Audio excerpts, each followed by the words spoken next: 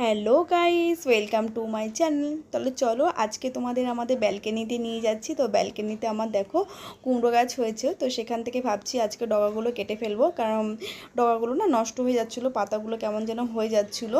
তো ভাবলাম ডগাগুলোকে কেটে আজকে রান্না করেই ফেলি। তো এখানে দেখো কুমড়ো পাতা আর ডগাগুলোকে আমি কাটছিলাম। তো আজকে এই কুমড়ো পাতা আর কুমড়ো শাকের ডগা দিয়ে কিন্তু আমি দু ধরনের রেসিপি বানাবো। তাহলে চলো তোমরা দেখতে থাকো কি করি আজকে। তো দেখো এখানে দেখো কুমড়ো পাতাগুলোকে ভালো করে আমি ধুয়ে নিয়েছি আর নিয়েছি চিংড়ি মাছ। এবার দেখো মশলাটাকে আমি রেডি করছি। তো এখানে দেখো জিরে নিয়েছি, সাদা সর্ষে নিয়েছি, হলুদ, নুন আর একটা কাঁচা লঙ্কা নিয়ে ভালো করে মিহি করে আমি এখন মশলাগুলোকে বেটে নেব। সর্ষে বাটার সময় যদি আমরা একটা কাঁচা লঙ্কা, একটু নুন, একটু সামান্য হলুদ দিয়ে যদি আমরা সর্ষেটাকে বাটি, তাহলে সর্ষেটা কিন্তু তিতো লাগে না খেতে। আর মশলাটা দিয়ে সেই মশলা দিয়ে কিন্তু রান্না করলে খেতেও কিন্তু দারুণ লাগে। তো এখানে দেখো মশলা আমার বাটা হয়ে গেছিলো, তুলে নিয়েছিলাম। এরপর দেখো চিংড়ি মাছের মধ্যে সমস্ত মশলাগুলো যেগুলো বেটেছিলাম সেগুলো দিয়ে দিলাম। এরপর চেরা কাঁচা লঙ্কা আর দিলাম তেল। এরপর স্বাদ মতো নুন আর হলুদ দিয়ে ভালো করে আমি মশলাটাকে মেখে নেব। আর এখানে আদা আর একটু কাঁচা লঙ্কা বাটাও দিয়েছিলাম, এটা আমি আগের থেকেই করে ফ্রিজে রেখে দিই। তো সেখান থেকে একটুখানি আদা আর কাঁচা লঙ্কা বাটাটা দিয়ে দিলাম। তো এরপর দেখো কুমড়ো পাতাগুলোকে ভালো ধুয়ে রেখেছিলাম। এরপর দেখো কুমড়ো পাতাগুলোকে ভালো করে পেতে তার মধ্যে মশলা আর চিংড়িটা ভালো করে দিয়ে দেবো। আর এখানে কিন্তু আমি কোনো রকম দড়ি বা সুতো ইউজ করছি না। তো চাইলে তোমরা কিন্তু এখানে দড়ি বা সুতো দিয়ে ভালো করে বেঁধে নিতে পারো। তো আমি এখানে দেখো ভালো করে ফোল্ড করে রেখে দিচ্ছি খুব সাবধানে, যাতে খুলে না যায়। এরকম করে আমি দুটো বানিয়ে নিয়েছিলাম। এরপর দেখো কড়াইতে তেল গরম করে তো যে দিকটা ফোল্ড করে রেখেছিলাম সেই দিকটা কিন্তু আমি নিচের দিকে দিয়েছি যাতে খুলে না যায়। এরপর ভালো করে ঢেকে আমি ভেজে নেবো। তো এদিকে এটা হতে থাক, আর এদিকে দেখো কুমড়োর ডগাগুলো রান্না করব, তার জন্য আমি একটু সবজি কাটছিলাম। তো এখানে ভাবছিলাম যে আমি একটুখানি কুমড়ো আর আলু দিয়েই মানে কুমড়োর ডগাগুলোকে রান্না করব। তার জন্য এখানে আমি কুমড়োগুলোকে প্রথমে কেটে নিচ্ছি। কুমড়োগুলো কাটা আমার হয়ে গেছে। এরপর দেখো আলুর খোসা ছাড়িয়ে ভালো করে আলুগুলোকেও আমি ডুমো ডুমো করে কেটে নিলাম। তো আলু আর কুমড়ো দিয়ে আজকে যে কুমড়ো শাকের যে রেসিপিটা বানাচ্ছি সেটা কিন্তু খেতে কিন্তু দারুণ লাগে। তো এখানে দেখো আলু আর কুমড়োটাকে ভালো করে আমি ধুয়ে রেখেছি, আর কুমড়ো শাকগুলোকে ভালো করে কেটে আমি ভালো করে ধুয়ে নিয়েছি। এরপর দেখো কুমড়ো শাকটা রান্না করার জন্য আমি মশলা রেডি করছি। তো এখানে দেখো আমি পোস্ত নিয়েছি 2 চামচের মতন, আর 1 চামচের মতন সর্ষে নিয়ে ভালো করে এটাকে একটু কাঁচা লঙ্কা দিয়ে ভালো করে আমি বেটে নিয়েছি। তো আমার মশলা বাটা হয়ে গেছে, মশলাটাকে ভালো করে আমি তুলে নিচ্ছি। আর লাগবে এখানে আমার চিংড়ি মাছ। তো চিংড়ি মাছটাকে ভালো করে খোসা ছাড়িয়ে ধুয়ে রেখে দিয়েছি। এরপর এদিকে দেখো কুমড়ো পাতার পাতুরিটা কিন্তু আমার হয়ে গেছে। তো এটাকে এখন নামিয়ে নেব। এটা কিন্তু আমি অনেকক্ষণ ধরে গ্যাসের আঁচ কমিয়ে ঢাকনা দিয়ে ভালো করে ঢেকে ঢেকে আমি ভাজছিলাম। তো এপিট ওপিট করে ভালো করে দেখো আমার ভাজা হয়ে গেছে, তাই এখন গ্যাস থেকে এটা নামিয়ে নিচ্ছি। এই রেসিপিটা কিন্তু গরম ভাতের সাথে কিন্তু দারুণ লাগে, এটা হলে কিন্তু আর কিছুই লাগে না। এদিকে দেখো কুমড়ো শাকটা আমি রান্না করব, তার জন্য কড়াইতে তেল গরম করতে দিয়েছি। এরপর দেখো তেজপাতা আর শুকনো লঙ্কা দিলাম। তো তেজপাতা শুকনো লঙ্কা একটু ভাজা হয়ে গেলে এর মধ্যে দিলাম কালো জিরে আর দিলাম সাদা জিরে। এরপর দেখো চিংড়ি মাছ দিয়ে ভালো করে আমি একটুখানি ভেজে নিলাম। এরপর দেখো কুমড়ো আলুটাকে দিয়েও আমি কিছুক্ষণ ভেজে নেবো। আলু, কুমড়ো, চিংড়ি মাছ একসাথে কিন্তু আমি কিছুক্ষণ ধরে ভেজে নিয়েছিলাম। এরপর দেখো এতে সামান্য আমি একটুখানি নুন অ্যাড করলাম। এর মধ্যে দিলাম এবার আদা বাটা আর দিলাম কাঁচা লঙ্কা বাটা।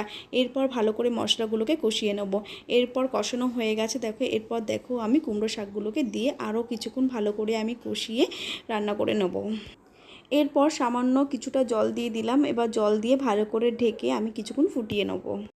10 মিনিট পরে দেখো সবজিগুলো প্রায় 80% মতন সেদ্ধ হয়ে গেছে। এখন দেখো আমি পোস্ত আর সর্ষে বাটাটা দিয়ে দিলাম, আর বাটিতে যে সামান্য মশলাটা লেগেছিলো সেটাকেও জল দিয়ে ধুয়ে আমি দিয়ে দিলাম। এরপর এটাকে ভালো করে আমি মিশিয়ে নেব, তারপরে আরও কিছুক্ষণ এটাকে ফুটিয়ে নেব। তো আরও কিছুক্ষণ পর দেখো এখানে সবজিগুলো প্রায় আমার সেদ্ধ হয়ে গেছে। তো এখন যেটা অ্যাড করব সেটা হচ্ছে দুধ। তো আমি এখানে দুধ দিয়ে দিলাম।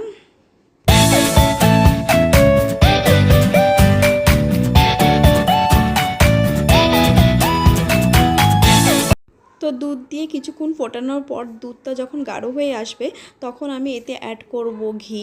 ঘি দিলে কিন্তু এখানে ফ্লেভারটা কিন্তু দারুণ হয়। তোমরা কিন্তু অবশ্যই এই রেসিপিটা রান্না করলে ঘি দিও। আর দেবো স্বাদ মতন চিনি। তো এখানে চিনিটা দিলে কিন্তু একটু মিষ্টি মিষ্টি লাগলে কিন্তু খেতে কিন্তু দারুণ লাগবে। কুমড়ো শাকের এই রেসিপিটা কিন্তু আমার হয়ে গেছে, আমি এবার কড়াই থেকে নামিয়ে নিয়েছি। এটা কিন্তু গরম ভাতের সাথে খেতে কিন্তু দারুণ লাগে। আজকে পুরো আমি অন্যরকমভাবে বানিয়েছি, তোমরাও কিন্তু এরকমভাবে বানিও, খেতে কিন্তু অবশ্যই ভালো লাগবে, আমি গ্যারেন্টি দিলাম। চিংড়ি মাছের আরেকটা রেসিপি তোমাদের সাথে শেয়ার করছি। তো এখানে দেখো পাতুরি বানিয়ে যে আমি একটুখানি চিংড়ি মাছের মশলা রেখে দিয়েছিলাম, তো ওটার মধ্যে আমি এখন ঝিরিঝিরি করে আলু কেটে দিয়েছি।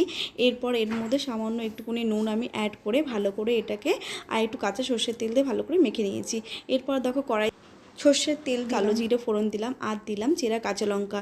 এরপর কিছুই না, দেখো ওই যে মশলাটা মেখে রেখেছিলাম এটাকে এবার দিয়ে দেবো এর মধ্যে, দিয়ে এবার জল দিয়ে ফুটিয়ে কিছুক্ষণ ফুটিয়ে নামিয়ে নিলেই হয়ে যাবে কিন্তু।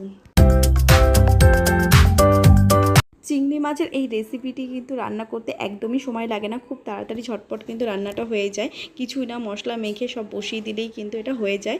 তো এটা কিছুই এখন করতে হবে না, ভালো করে জল দিয়ে আমি ঢাকনা দিয়ে ঢেকে কিছুক্ষণ ফুটিয়ে নেবো, তাহলেই কিন্তু এটাই রান্নাটা আমার হয়ে যাবে। তো দেখো চিংড়ি মাছের রেসিপিটা কিন্তু আমার হয়ে গেছে, আমি এখন এটাকে নামিয়ে নিয়েছি। তো খাওয়া দাওয়ার পরে দেখা হচ্ছে আবার বিকেলবেলা। তো দেখো আজকে বিকেলবেলা আমি ভাবলাম যে হাতে অনেকটাই টাইম আছে, কিছু কাজ নেই তেমন কোনো, তাই ভাবলাম নিজের জন্য একটা কিছু বানাই।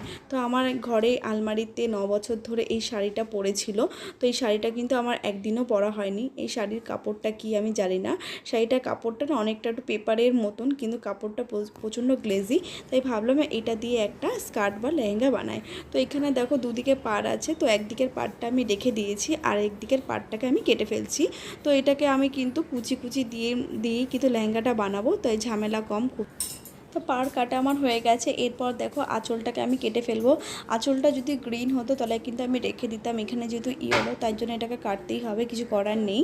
তো শাড়ির পাড়টা আমার পুরোটাই কাটা হয়ে গেছে। এরপর দেখো আঁচলটাকে আমি কাটছি এখন। আঁচলটা যদি গ্রিন কালারের হতো তাহলে কিন্তু আমি রেখে দিতাম, যেহেতু আঁচলটা এখানে ইয়েলো তাই কিন্তু ভালো লাগবে না, তার জন্য কিন্তু এখানে আঁচলটাও আমি কেটে ফেলছি। আর পুরো শাড়িটা কিন্তু আমি এক ফোঁটাও কাটিনি, পুরো শাড়িটা দিয়েই কিন্তু আমি এখানে বানাবো। তো এখানে দেখো এবারে এরপরে যে শাড়িটা ছিল ওটাকেই দেখো আমি কুচি দিচ্ছিলাম আর সেলাই করছিলাম। তো এখানে কিন্তু আমি খুব আস্তে সাবধানেই করছিলাম কাজটা, নালে কিন্তু কুচিগুলো এক সাইজের হবে না, দেখতে খুবই বাজে লাগবে। তাই জন্য খুব সাবধানে ধীরে সুস্থে আমি কিন্তু এই কাজটা করছিলাম। এর আগে কিন্তু আমি একটা শাড়ি কেটে একটা ওয়ান পিস বানিয়েছিলাম, আর আজকে শাড়ি কেটে কিন্তু আমি একটা স্কার্ট বানাচ্ছি। তো এর আগে কিন্তু স্কার্টও আমি কোনোদিনও বানাইনি, এই প্রথম বানাচ্ছি। জানি না কেমন হবে, বানাতে আদৌ পারবো কি না। তো এখানে দেখো আমার কুচি দেওয়া প্রায় শেষ, এখন দেখতে অনেকটা এরকমই লাগছে। এরপর দেখো যে শাড়ির যে পার্টটা আমি কেটে ফেলেছিলাম ওটা দিয়েই কিন্তু আমি এখন কোমরের দিকে মানে জড়িয়ে বেল্টের মতন বানাবো। তো এখন শাড়ির যে পাড়ের অংশটা আমি কেটে ফেলেছিলাম সেটাকে এখন কোমরের পার্টের সাথে ভালো করে সেলাই করে নিয়েছি। এরপর ফোল্ড করে আমি সেলাই করে নেবো, তারপর ওখান থেকে দড়ি ভরে আমি লটকান লাগাবো। এটা হচ্ছে স্কার্টের ফাইনাল লুক। তো তোমরা দেখে বলো এটা কেমন হয়েছে। আমার তো ভীষণ ভালো লেগেছে, আর পুরো শাড়িটা দিয়ে যেহেতু আমি বানিয়েছি তাই সুন্দর একটা ঘের এসছে। আর দেখো এরকম দুটো আমি বালিশের মতন লটকান বানিয়েছি, তো তার জন্যে কিন্তু লেহেঙ্গা বা স্কার্টটাকে আরও বেশি দেখতে সুন্দর লাগছে। তো এখানে পাড়টার জন্য কিন্তু লেহেঙ্গাটা আরও বেশি দেখতে সুন্দর লাগছে। তো আজকে সারাদিনে এই ব্লগটা তোমাদের কেমন লাগলো অবশ্যই কিন্তু কমেন্ট বক্সে আমাকে জানিও। তো আজকের রান্না না লেহেঙ্গাটা কোনটা তোমাদের বেশি ভালো লাগলো সেটাও অবশ্যই আমাকে জানিও। আর ভালো লাগলে আমাদের চ্যানেলটিকে সাবস্ক্রাইব করে আমাদের পাশে থেকো। তো আজকের মতন টাটা, দেখা হচ্ছে নেক্সট ব্লগে। তোমরা সবাই ভালো থেকো, সুস্থ থেকো।